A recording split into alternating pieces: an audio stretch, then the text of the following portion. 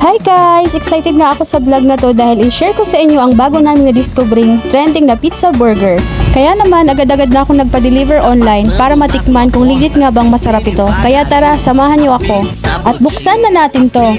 Takam na nga ako dahil habang binubuksan ko ito, amoy mo na agad ang iba't ibang flavors nito.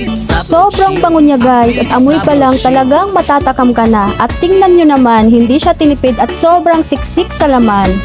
In-order nga pala namin guys ang best-selling 3-in-1 pizza burger nila na kung saan meron siyang overload, Hawaiian, mozzarella cheese at pepperoni. Bawat flavors nga ay siguradong hindi nyo mahihindian.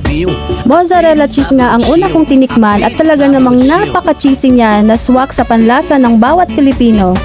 Mabibili nyo nga pala to guys sa Pasig, QC at iba pang branches nito. Kaya tara na at wag nang magpahuli pa sa Beyond the Crust Pizza.